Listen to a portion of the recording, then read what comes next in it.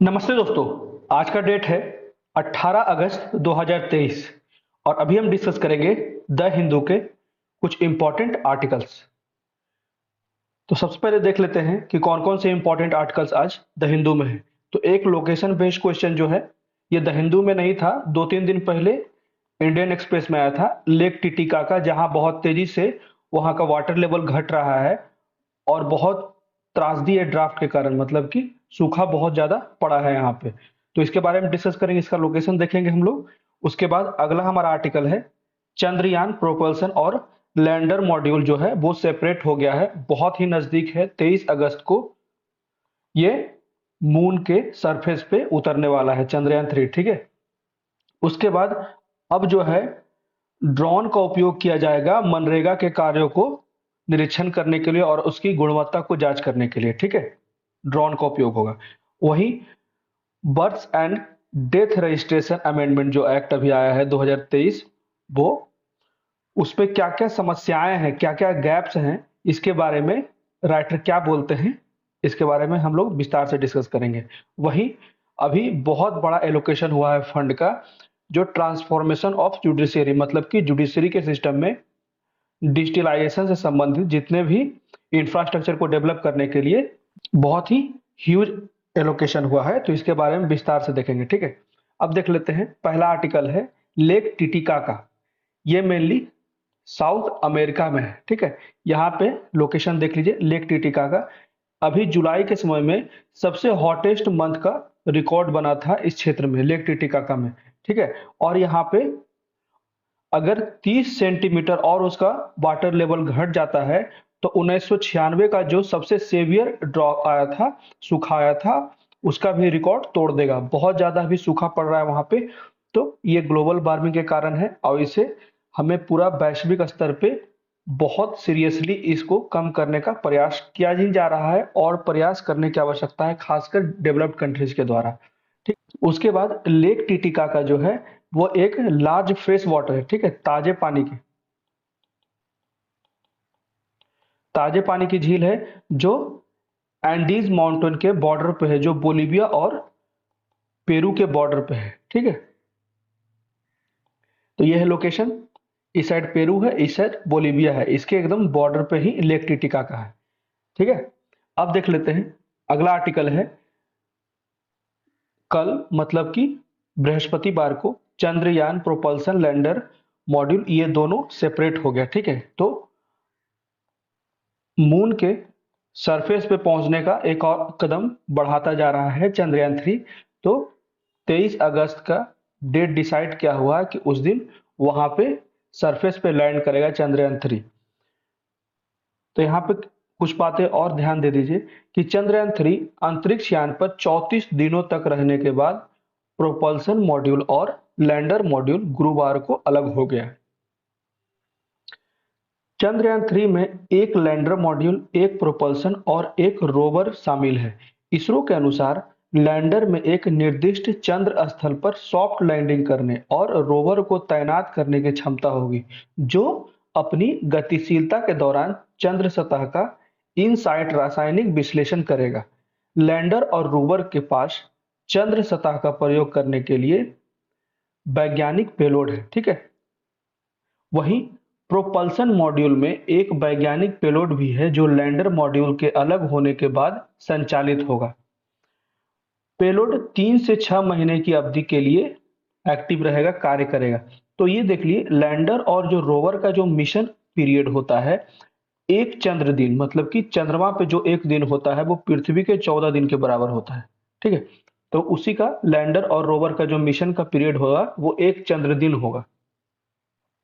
यहाँ पे देख लीजिए, इस फिगर में क्लियरली बताया गया है फेज वाइज कि कब ये लॉन्च हुआ, कैसे कैसे। 14 जुलाई को लॉन्च किया गया चंद्रयान 3, उसके बाद 1 अगस्त को स्पेस क्राफ्ट में इंसर्ट कर दिया गया और वहां से ट्रांसलोनार ऑर्बिट पहुंचा, ठीक है। उसके बाद सेपरेशन हो गया इसका लैंडर मॉड्यूल का और 23 अगस्त को पहुंचने की बात है यहाँ पे। अब देख लेते हैं अगला आर्टिकल, ड्रोन्स, जो कि मनरेगा में कार्य करने वाले कार्यस्थल पे जो कार्य हो रहे हैं उसकी गुणवत्ता को जांच करेगा ड्रोन के द्वारा, ठीक है। तो ड्रोन का उपयोग मनरेगा के तहत चल रहे कार्यों के सर्वेक्षण और पूर्ण कार्य के निरीक्षण के लिए किया जाएगा। वास्तविकता की जांच, मतलब कि जो रियलिटी है उसी की जांच की जाएगी। ड्रोन का उपयोग मनरेगा के तहत चल रहे कार्यों के सर्वेक्षण और पूर्ण कार्यों के निरीक्षण के लिए किया जाएगा। अब प्रगति गुणवत्ता की निगरानी के लिए ड्रोन का उपयोग किया जाएगा सरकार के द्वारा।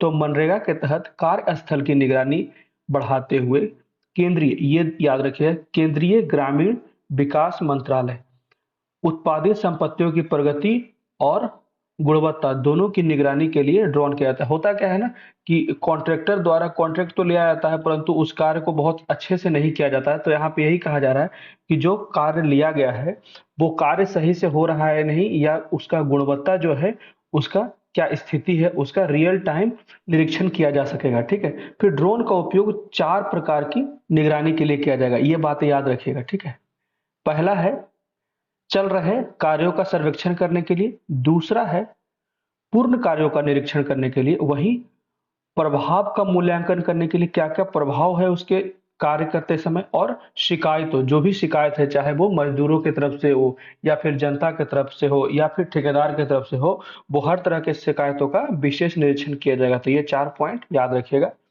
उसके बाद मनरेगा कार्यों में भ्रष्टाचार के बारे में कई शिकायतें आती हैं।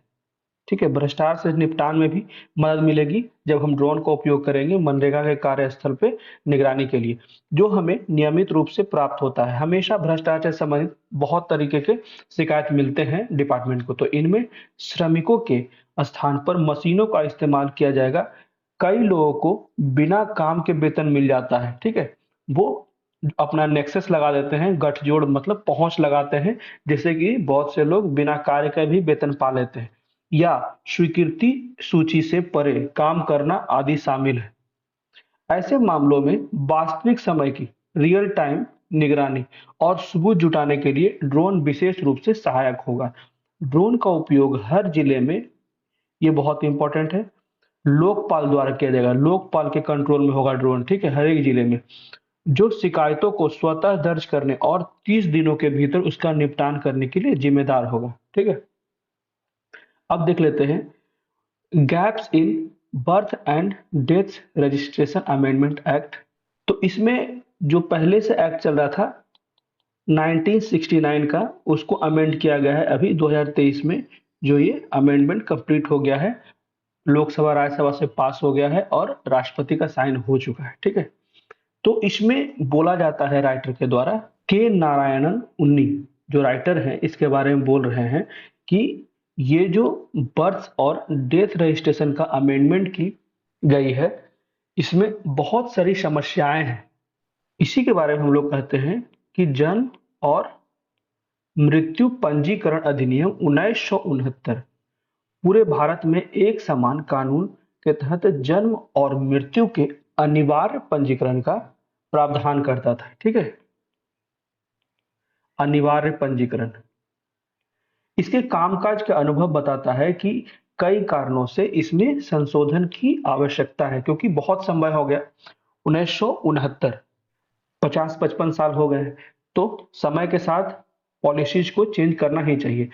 तो जिसे जन्म और मृत्यु पंजीकरण संशोधन विधेयक 2023 इसके प्रतिस्थापन के लिए लाया गया, इसलिए इस विधेयक को संसद से पारित कर दिया गया। इसका प्रमुख उद्देश्य जो है वो पंजीकृत जन्म और मृत्यु का एक राष्ट्रीय और राज्य स्तरीय डेटाबेस तैयार करना। ठीक है, जिसके परिणाम स्वरूप कुशल और पारदर्शी जो वितरण होते हैं और सार्वजनिक सेवाओं के लाभ मिलते हैं, उससे किसी व्यक्ति को वंचित नहीं किया जा सके और भ्रष्टाचार से भी मुक्ति मिले। तो इसमें क्या मुद्दा मेन जो है राइटर के द्वारा, अब सबसे पहले देख लेते हैं कि ये क्या है, बिल में क्या क्या प्रावधान किए हैं। Birth and death registration amendment जो अभी कानून पारित हो गया है 2023, इसमें क्या क्या प्रावधान है पहले इसे देख लेते हैं, उसके बाद बताएंगे कि राइटर्स ने क्या क्या गैप समझाए हैं।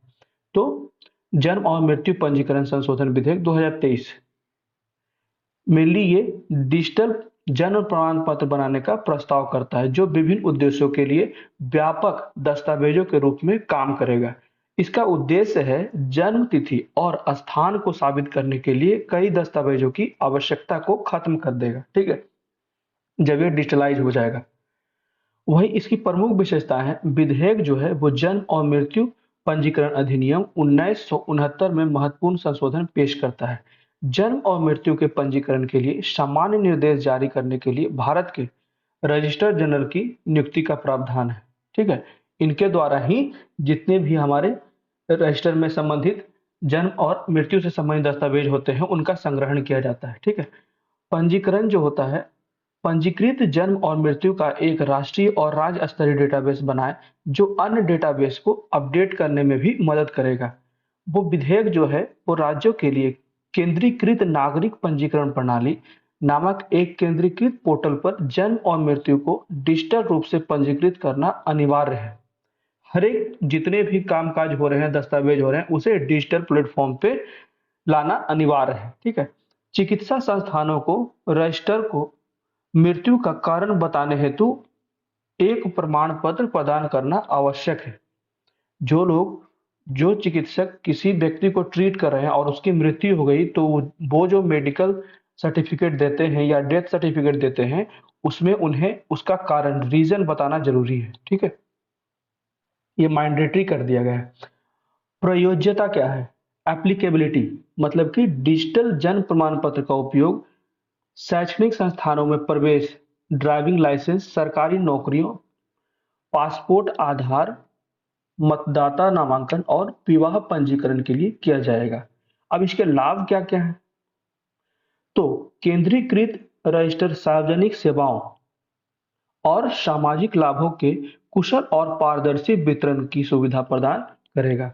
ठीक है, मैंने अभी शुरुआत में ही हम लोग बताएं कि जो ये दस्तावेज है इसमें ट्रांसपेरेंसी आएगी, और उसके बाद जो लोग को आवश्यकता है, सरकार द्वारा वितरण प्रणालियां चलाई जा रही है, अनेक प्रकार की सुविधाएं गरीब लोगों को दी जा रही है, तो उसमें कोई भ्रष्टाचार नहीं हो, उसके लिए भी ये बहुत कारगर होगा। फिर डेटाबेस, राष्ट्रीय जनसंख्या रजिस्टर जो एनपीआर है, और राशन कार्ड और संपत्ति पंजीकरण रिकॉर्ड को भी अपडेट करेगा। ठीक है, उसके बाद यह गोद लिए गए अनाथ, परित्यक्त, आत्मसमर्पण करने वाले और सरोगेट बच्चों के लिए पंजीकरण प्रक्रिया को भी सरल बनाएगा। ये भी पॉइंट बहुत अच्छा है। ठीक है, फिर राष्ट्रीय डेटाबेस से संबंधित क्या क्या नया अधिनियम में प्रावधान है, उससे पहले हम लोग देख लेते हैं कि राइटर क्या क्या कह रहे हैं। तो यहाँ पे राइटर क्लियर पूछते हैं कि क्या हमें जन्म और मृत्यु के केंद्रीय और राज्य डेटाबेस की आवश्यकता है? तो ऐसा क्यों बोला जा रहा है? तो भारत के जो रजिस्ट्रार जनरल, ठीक है, रजिस्ट्रार जनरल जो है वो केंद्रीय डेटाबेस के साथ पंजीकरण प्रणाली के समन्वय की बात करते हैं, और इन्हीं का यह दायित्व है जितने भी दस्तावेज हैं हमारे, उनका डेटा को संरक्षित रखना। तो जो चीफ रजिस्ट्रार है वो राज्यों में जन्म एवं मृत्यु पंजीकरण से संबंधित मामलों के लिए कार्यकारी पदाधिकारी होते हैं, यही कार्यकारी पदाधिकारी होते हैं। फिर राष्ट्रीय डेटाबेस, राज्य स्तरीय डेटाबेस के एक संग्रह के अलावा और कुछ नहीं है, ऐसा राइटर कहते हैं। इसलिए जन्म एवं मृत्यु संबंधित आवश्यक जानकारी की मांग एवं आपूर्ति के लिए एक ऐसी प्रणाली की आवश्यकता है जिसमें दैनिक आधार, मतलब कि डेली का डेटा उपलब्ध हो किसी का, उसके बाद डेटा ट्रांसफर की सुविधा उपलब्ध हो, उसके बाद वास्तविक टाइम, वास्तविक समय का भी डेटाबेस उपलब्ध हो, जिससे कि हम जान सके कि ये जो व्यक्ति हैं उनका डेटा सही है। यहाँ पे जो मुख्य मुद्दा है इसमें, जो डॉक्टर किसी व्यक्ति को ट्रीटमेंट कर रहा है, इस अधिनियम, जो नया अधिनियम में प्रावधान किया गया, इसको ऐड किया गया है कि जो डॉक्टर किसी व्यक्ति को ट्रीट कर रहा है, अगर उसकी डेथ हो जाती है तो उसका डेथ सर्टिफिकेट वही डॉक्टर बनाएगा, और जिसमें वो उसका रीजन भी लिखेगा कि किस कारण से उसकी मृत्यु हो गई है। ये मैंडेटरी कर दिया गया है इस प्रावधान के अनुसार से। तो कुछ राज्यों में ट्रीटमेंट के डॉक्टर को अनिवार्य डेट इशू करना होगा। परंतु यहाँ पे भी बात है कि स्टेट्स के बीच में अलग-अलग पॉलिसीज हैं। बहुत से राज्य इसे एक्सेप्ट कर रहे हैं कि हाँ, अनिवार्य रूप से उसे डेथ सर्टिफिकेट इशू करना होगा, और बहुत से लोग इसे अभी नहीं मान रहे हैं। ठीक है, तो यहाँ पे बात कहा जा रहा है कि यह प्रावधान किया गया है कि केंद्रीय स्तर पर यह डेटाबेस जनसंख्या रजिस्टर, मतदाता सूची, आधार, ये सभी चीजों का डेटाबेस को सुरक्षित रखेगा। संशोधन से यह अनिवार्य हो गया है, यहाँ पे देखिए जो नया प्रावधान है हमारा, कि चिकित्सक संस्थानों में होने वाली सभी मौतों के लिए मृत्यु का कारण बताना अनिवार्य है। अभी हम लोग इसी को डिस्कस कर रहे थे। फिर जन्म प्रमाण पत्र और मृत्यु रजिस्टर को भेजा जाएगा, और प्रमाण पत्र की एक प्रति निकटतम जो रिश्तेदार होगा उसको दिया जाएगा। ठीक है, फिर मेरा मामला यही है कि जब अस्पताल के बाहर होने वाली मौतों के लिए जिस चिकित्सक ने व्यक्ति की हालिया बीमारी के दौरान मृत्यु की देखभाल की थी, उसे ही प्रमाण पत्र जारी करना होगा। परंतु बहुत से इसमें समस्याएं भी हैं। तो क्या-क्या समस्या है? सबसे पहले, जब व्यक्ति की मृत्यु से पहले चिकित्सक हमेशा एक निश्चित निदान पर नहीं पहुंचा, उसकी ट्रीटमेंट पूर्णतः नहीं हुई। मान लीजिए वो हेपेटाइटिस बी का ट्रीटमेंट करा था और आज ही वो आया था और शाम में उसकी डेथ हो गई। तो अभी तो उसके रिपोर्ट्स भी नहीं आए थे कि उसको हेपेटाइटिस बी था भी या नहीं था। तो उसकी जो मौत हो गई, तो ये जो प्रावधान है, नए प्रावधान, उसमें ये निर्धारण किया गया है कि वही डेथ सर्टिफिकेट बनाएगा। तो ये समस्याएं हैं। दूसरा है, मृत्यु के कारण के लिए जिन प्रपत्रों का उपयोग किया जा रहा है वे WHO, विश्व स्वास्थ्य संगठन की सिफारिशों के अनुरूप है। यदि मृतक की देखभाल, मान लीजिए अगर कोई भी जो व्यक्ति का डेथ हुआ है वो आयुष के से अपना रोग का इलाज करवा रहा था, ठीक है, तो आयुष मतलब आयुर्वेद, योग और प्राकृतिक चिकित्सा, यूनानी, सिंध, शोभा, रिक्पा और होम्योपैथी जैसे अलग अलग प्रकार के स्वास्थ्य संस्थानों से, जो हमारे पारंपरिक स्वास्थ्य प्रणाली है, उससे अगर वो चिकित्सा करा रहा था, तो फिर उसको कैसे मिलेगा सर्टिफिकेट? क्योंकि जो इनका मृत्यु हुआ है, तो दर्ज किया गया मृत्यु का कारण अगर मृत्यु के आंकड़े के लिए उपयोग योग्य ही नहीं है। मान लीजिए कि जो मृत्यु हो, अगर वो कोई बीमारी बता रहा है और ऐसा बीमारी कोई WHO के पास लिस्टेड ही नहीं है, क्योंकि वे रोग को अंतर्राष्ट्रीय मानक के अंतर्गत वर्गीकृत ही नहीं किया गया है, तो फिर उसका डेथ सर्टिफिकेट कैसे बनेगा? फिर तीसरा मामला है, एक व्यक्ति जो किसी निश्चित बीमारी के लिए इलाज करा रहा था, वह चिकित्सा सुविधा के बाहर एक पूरी तरह से अलग कारण से मर जाता है। मान लीजिए यहाँ पे भी वही एग्जांपल ले लेते हैं। अगर हेपेटाइटिस बी से कोई व्यक्ति 1 मंथ से ट्रीटमेंट करवा रहा है और अचानक से उसकी डेथ एक्सीडेंट से हो जाती है, ठीक है? या फिर हार्ट अटैक से हो जाती है। तो फिर जब चिकित्सक परामर्श के लिए उपलब्ध नहीं था, ऐसे मामले में चिकित्सक से मृत्यु के कारण का प्रमाण पत्र जारी करने की उम्मीद कैसे की जा सकती है? अगर वो हेपेटाइटिस बी के बारे में ही ट्रीट कर रहा था और हार्ट अटैक या कोई अलग बीमारी हो जाती है, तो उसके लिए वो डेथ का कारण और डेथ सर्टिफिकेट देने के लिए कैसे जिम्मेदार है? इसी के लिए राइटर कह रहे हैं कि ये जो नया हमारा कानून आया है, इसमें गैप है।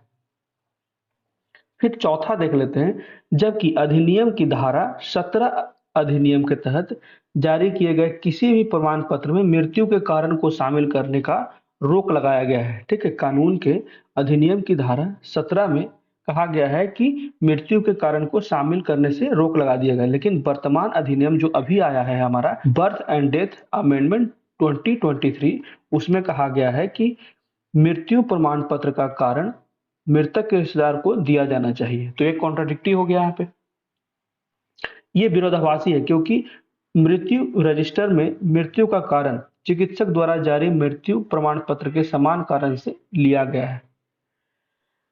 जब प्राकृतिक आपदाओं से दुर्घटना हो जाती है, कहीं बाढ़ आ गया या फिर बिजली गिर गई या फिर सुखाड़ हो गया, अनेक प्रकार के प्राकृतिक आपदाएं आती हैं और अनेक जाने भी जाती है, तो कई व्यक्तियों के लापता होने की सूचना दी जाती है, उनमें से कई की मृत्यु हो जाती है।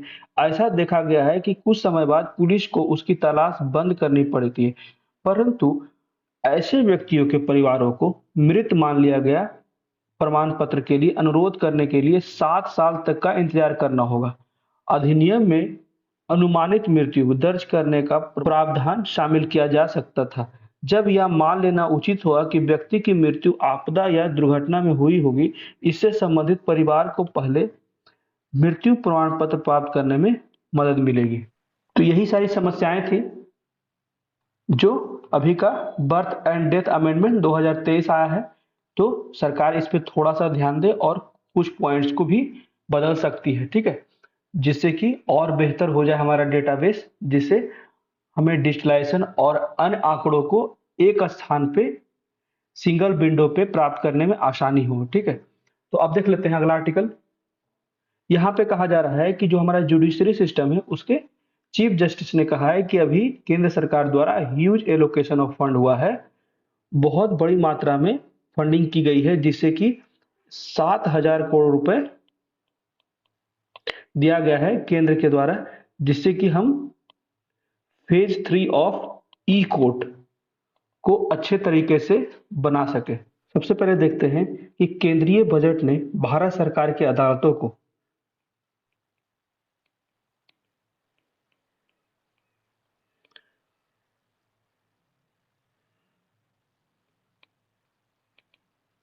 जुडिशरी सिस्टम को इंटीग्रेट करने के लिए, आपस में जोड़ने के लिए 7,000 करोड़ का आवंटन किया है, ठीक है, जिससे कि ई कोर्ट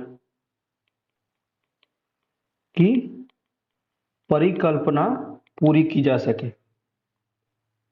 तो ई कोर्ट से क्या क्या एडवांटेज है ये देख लेते हैं।